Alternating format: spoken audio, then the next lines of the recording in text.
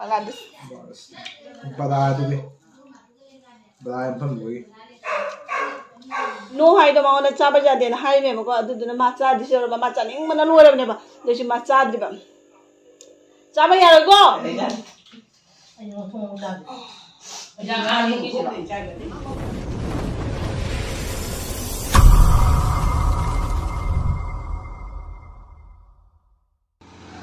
Manga Sigalay, Manga Sisse, Mandra Machadori, when a Moela Tori Chakori, Koduna, say it is our Natongani, it is as in the Tadiam, the house of the Isa, the other two, it is Sanga that the Isa Kadam Parega, Low Sabbath. The Isama lady, it is tagging a tau, Maringanico, Japamuyan Palm, the Makoma is the lady. Hawaii Matongani, it is Asimatongani, Sinjum, Torani, or Pongam Torani, there is some monkey to Kaho, at the Yumi and Halakamianda, has a videos in Chico. I don't need it.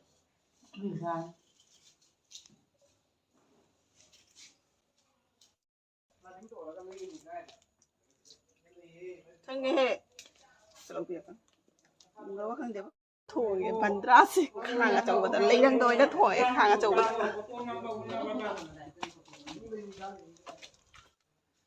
ấy là đúng thổi là bây giờ đi vậyนี่là mùi thuộc vào con cái thằng ấy bây giờ sống thì phạm mình đấy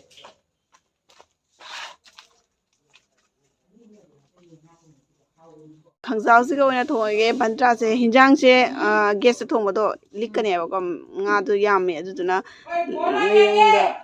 lấy đằng đó ôi này thôi cái tôi bị khang khá châu bớt xí cái cái đùm tai không tốt cái đó này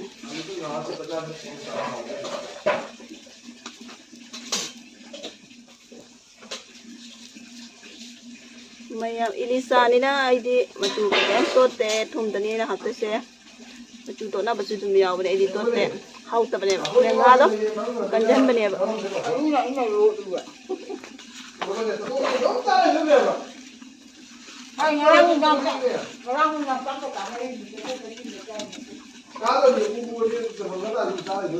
ngã sàn ngô ra cái tung sinh ra nàng ngô hàng cái nó xả đấy mây sự điệp đấy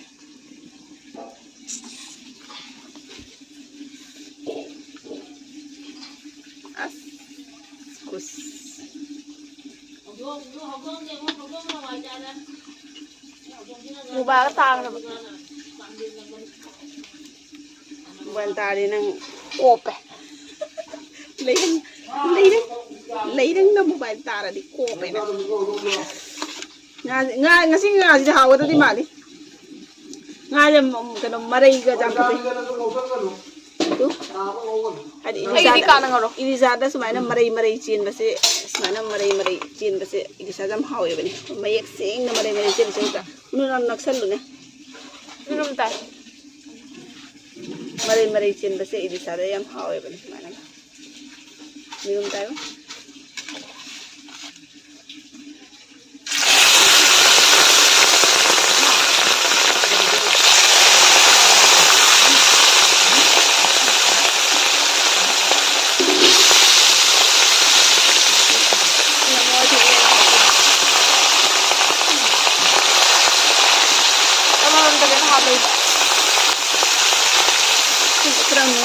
Isa bang almin ngau na kani sidol isa sidol kay do ngau na kay ko ang kalo na kay ga isa sa may yamun ngau dra din ang kasal laga hau tab ne ba do na koy muga de mabo ka dikka da de ren di men mai yang nga do ka de na do mo se kan di de ko ni na ka da ko tab yamun laga hau tab bo sang mo ne ba được có mấy mà mình như thế đi sáng nữa mà tôi mang hạt Angela này mà tôi mang hạt ini aka bang Angela này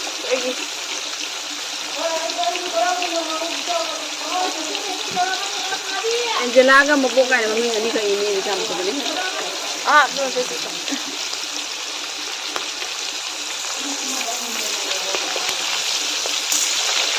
làm cái gì đó lâu rồi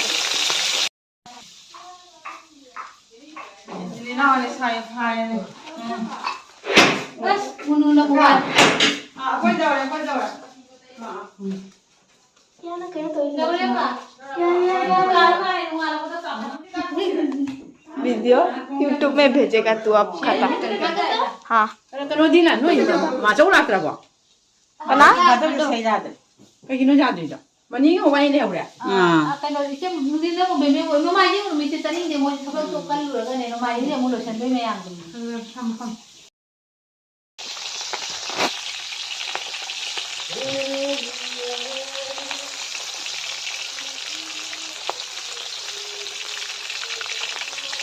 mấy đứa cũng như mà làm luôn ấy làm đá gì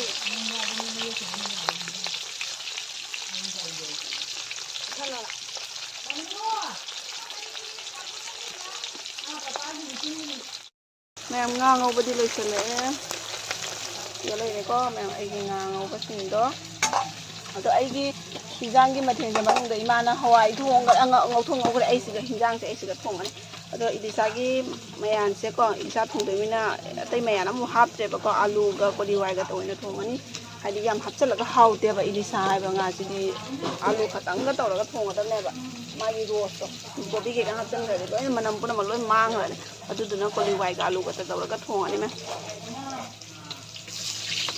레당도 통거스나 뭐 파나 부는 하이다 로이랑 거 Jangan.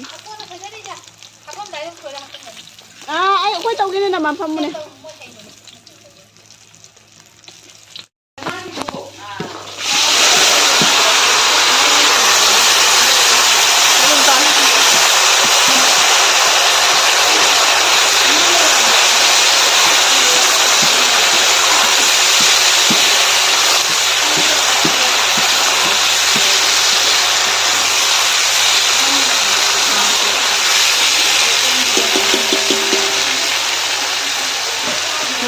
Korea juga itu tuh, hang atau benih itu nggak mau sekali.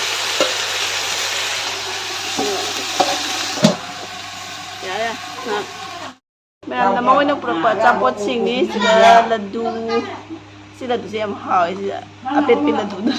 Kau ini paham jawab apa sih kalau yang berpihak lagi? Kalau kerjanya berilan pun sih kalau sekolah, ada saya sih aku hijau kerada jet biru rani. Ladu jangan.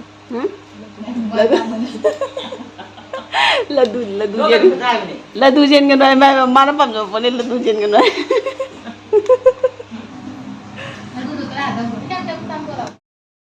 losan karo oi namagi mache jai ma lai tho ma tu lai tho ma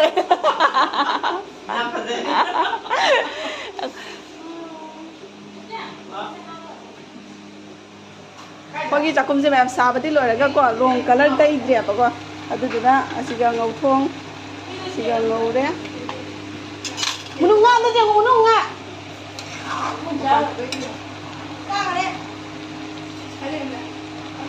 siga ngầu đấy Hawaii cam đấy Hawaii cam đấy à con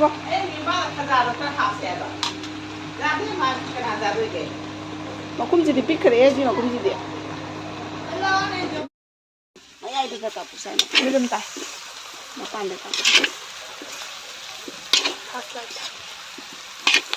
rất thằng là cái đấy năng là tại những dân cái nó muốn nên lại cả video copy bây giờ class lại thằng nào đấy có gì mà khôi chạy chắc không chịu mâm nè chắc không là tiếc con ngon là hay đi đây đang mà trang là thầm nè và xin khôi đi shop xin sàn lấy cái nó không tại được đi đây đang mà trang là thầm và ở đây này nó bị khô rồi đang hấp mẹ hồi gì hình dạng ngã thùng có quay cái mà con mà lúc gì chơi suộc tàu đấy gì cái na Angelina cái mà pu cái mấy anh cái tông anh nó suộc tàu bây giờ gì cái mà con mà lúc giàu tàu mấy sẽ hình dạng ít sao sẽ cháu ya đẹp không bây giờ ya đẹp bà chị su từ đi ngang su Angelina su ít sao cái hình dạng sẽ mà chân hình đẹp rồi tụi nó mà con mà học thì cái tông anh nó suộc tàu bây giờ ní gì cái này khôi cái này mà con mà lúc giàu bằng cái nào khôi cái tông anh nó suộc cái gì tông anh này cooker đó tosla khujai ma sam to to ngana food pi ri ba do ai huji khir su khara horage khir gi cheng dri go chahong na te ko mem ase khir gi ma gi cheng du ni de di si se khara yam haureba khuna ma wai di hauranu haimeba moi chaning dena dum aina katang hauge na yam de haura katang tan haudose mobile पकड़ो jaman ber khang de ai yam na di hoye ta yam de gi se oh mabbi ne sab gira diya एक भी काम ढंग से नहीं होता है एक भी काम ढंग से नहीं होता है यार ये करना चाहिए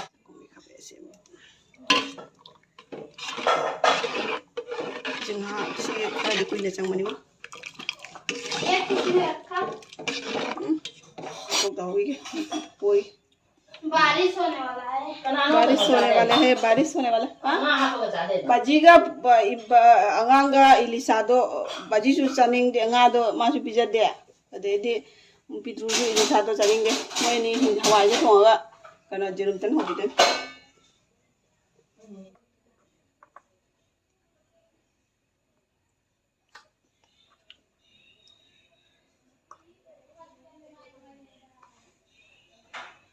hawai da makana ni to ni je nga thak ta bi ma nga thak bi ma nga thak bi hawai nga thak ta bi hawai hawai ji jam chaning oi na dun hawai ji jam thong ni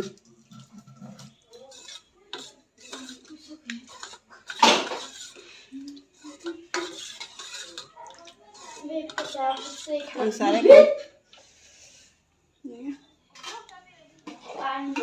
long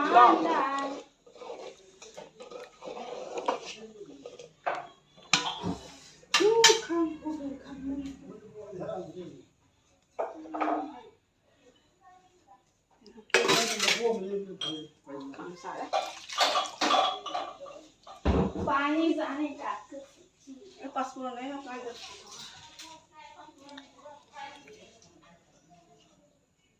क्या पकड़ा है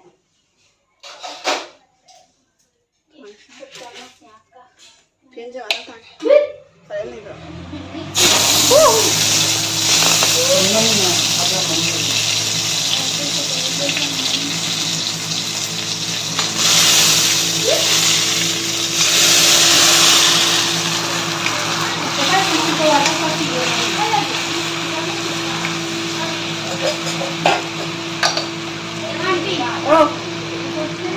हाँ ऊपर क्या ऊपर ले जाओ ऊपर का और कपड़े ऊपर के कपड़े क्या बारिश होने वाला है हाँ निकाल लिया ओ ये ना ये भी ले जाऊंगी ले देगा हाँ ये ले जा है मापी बारिश आने वाले है तो कपड़ा को ले जल्दी बर्तन धो लो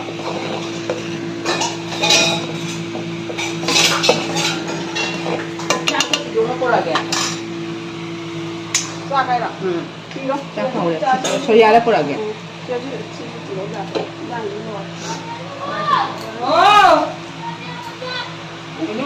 मैम लोरे सिगा ngौथों लेरे ngagi makok maru hapaga ngagi thauga toraga ilisagi thauga toraga ngauba asigana hawai makok maru thongba ma hawai asina makok yaudaba hawai hawai achamba hawai asiga sindu leire nisuk ni ko ma mata chai se asigana sangong khi leire ngasi sangong ji hawa da ma da nahang tu di masakthi nahang tu di masakthi ada ja hawa ja da ngasi jina khara mahi langalap tawrabni na da hina da photsa le hamjan gya ba heka ado na khara mahi langhale ngasi jina da ilisa nga apna mai andong na lore ha didi wa room pe hoga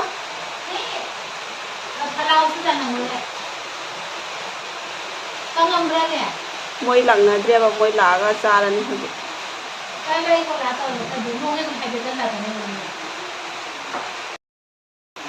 ये room तन सिरा बाजी के होगी रे जनम जाओ दबा ये नम याव तो हो गया रा थुमद्रबा हां आई जो जाम तुम मत तल्लीबा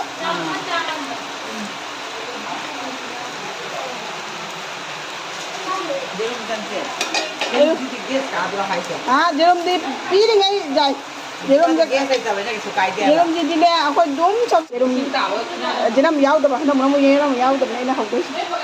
thằng thằng đấy 이것도 들어가더라도 이거 cái gì đấy nhưng mà cái này cái gì cái nào giàu đi nè trang giảm nó cũng khai giảm ra làm hỏng 하우 브로. không không đâu chỗ đâu 자, 나 스쳐라. nó gì đồ ôn bị giàu rồi ôn bị giàu 뭐 너비. 그러니 막 어요. 너비 만 리래 막. 막 너원 나오더라. 에이, 자 토더라. mà cả thế này cái gì nó chỉ nó đi sao thì dám bảo mà gờ nga có sao đi quay lại mà sao ba mình đấy à chị chị 자, 모습이 나오지지? 그래도 길어. 잠만들이 필요는 맞아. trong một cái gì 난 잠만 나고 있는데. 그럼 문어 밑에 성기 잡디. cái này mà 문우 자대 문우는 성공기 cái 자. gì đang là hai gì 분지기 성공기 땅 나오게 봐. 자, 자. 왜 말하는 거 보다. 응, 부드럽게 자. là chỗ kia là chỗ này là mà cái nga phải đồ không biết 이장아 버려. 진짜 동들아 봐. 지제 시지도 나오러. nga도 난 자토도. nga도 난 마이기. nào nga đồ cái từ mình chỗ được rồi mấy cái cái này mà đang lấy lấy đi à đâm. anh ngã đi 마이슈 자우리 당아. ốc cái tao. ra bên tao này biết mà. đi sai đâu. đi bắt giờ gió gì nó em sao tôi ở đây nó hình như nó không vào thì chắc là tụi cháu không không ấy một thôn nhân bà mình nè mình đi vào trong một thôn để đấy ra anh nó không ra. ra ăn một phút thì trai về hujikta lagna chari. Moi thieng ngare lagbada khoi ga punna chamina haudra. Haubra. Rồi. Ima haubra. Okay. làm nó trả bên nào vẫn hào So beautiful, so elegant. just looking like a wow Alexa trang nào mà không để Alexa Sa jagi sa drawing. Just looking like a wow. Wow, wow, wow. Nam sinh du nè. Sinh du nào ấy? mấy ta đấy Mua đây sinh du nè. Mole sinju. Tonga yaudabni sinju ni da khoje. đó là chúng ta trồng bánh này nè Tani so nungsuk thai aduduna tonga hapriba. Nga ilisa dum haw thau bani da ngasi gido. Ade jam haw tabi oi da na inam thagi ilisa ru. Ai thong modana khange ba nga do. Koi mai kino jam chele. Koi direct. Bangladesh से direct thar export और वो करोने कोई आना order तो होगी बा थाम अन्य मांग दा. nga thì đã By courier line. Bangladesh. Bada tu भी. Bada em phân với.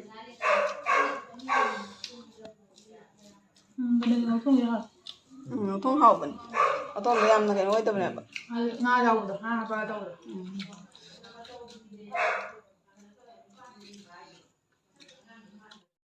Alexa su chak bijadri Alexa mu chak pijar rage. Apa puna mak chana khona puna ma phengna khona loire ado hoji Alexa chak bijadri ko Alexa khongale chak pijar roina. Ma ka ye bijar ni.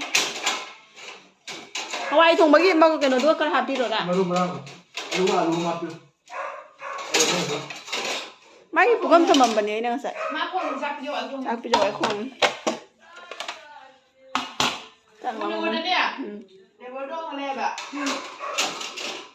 Ako ni mapabuhay ki mapalay ito na ba? Mano ko kung ay kumalang bang mali. Lebadrogi pamakuna ai khong ma. Mo niya man niya. Kadi mo mati mapadong ba? Hawai thong la kita bo do nang do ai ade happy. आधे मुश्किल पर जाओ दे. Wa ba na maru ja haudre da. Ade maru mu ja haudre. Oi man jana ramina. Kita nga bu jam na. Ja. Nga di. Maru. Alu kan. Apa kan udah? Ngapa ya kasih kontrol deh, tu jauh. Wine. Putih. Alexa itu cak ni ma'am. Alexa ini khongjor ba ma pan da ta bra. Papi di. Maning nga kayo niya. Pak ibu ni. Mana maning noma sa pasijeng mo naman. Modeling dok man mai na. Yung cha pije ya thieng. Jamen di thieng di ta. Ko em ne hana gi num daily thong ba do dum mai sai tai mi nge sai ngasi ko nang ngi sa ba do. Hawai number ba khang ge. Amu tu sana, amu tu kepada. ꯇꯣꯁꯟꯒꯅꯦ ꯑꯃꯨꯛ ꯇꯣꯁꯜꯂꯣꯏ ꯖꯔꯛ ꯈꯖꯅ ꯇꯧꯔꯒ ꯁꯤꯒꯨꯝꯕ ꯄꯣꯠ ꯌꯥꯝ ꯄꯤꯖꯅꯨ ꯍꯥꯏꯔ ꯊꯨꯝ ꯃꯣꯔꯣꯛ ꯆꯥꯕ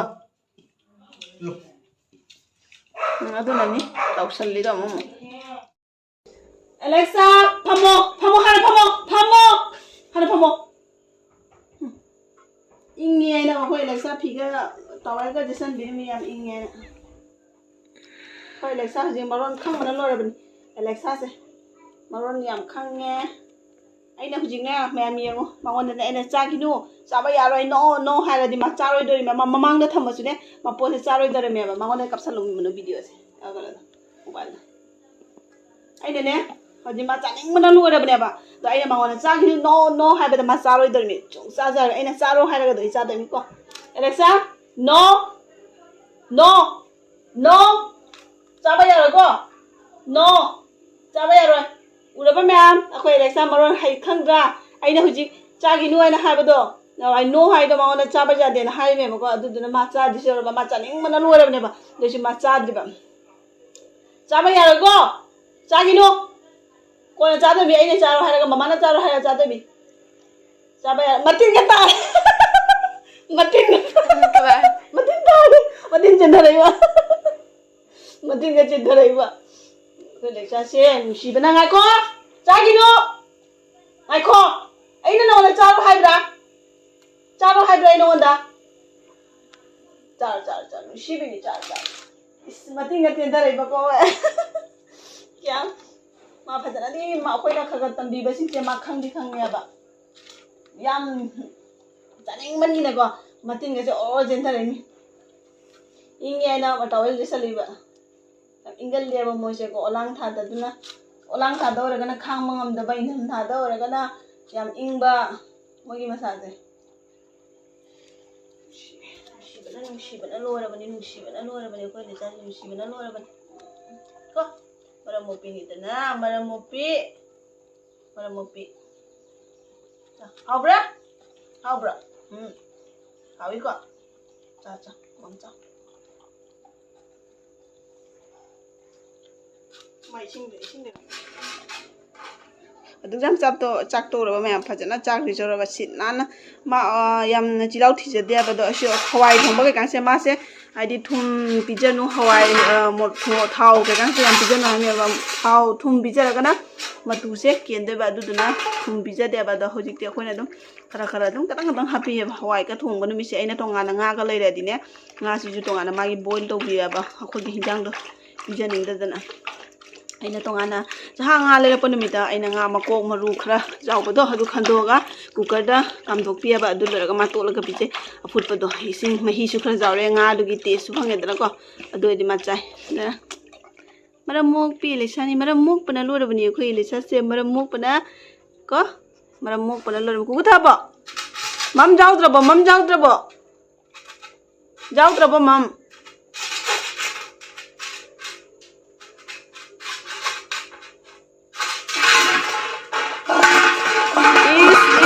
Nai pima tengo ka uru lain na thada na logi tore Alexa gi bed ni pha hip na bagi asiga hujik ngatang din ni ko masika thami je horen ngang lai raga sonamu imung lon namu busalani ma ayu we je sika thambi ba sonda jamna lamben chatok jasin da lamjai da pun laga ne khoi chatok jasin da khoi di game da mi to pachang kholok da yam nungai te ba duduna siga pun biri ba horen siga chak chara ma ngale khongalani ma puthok piro waina khamba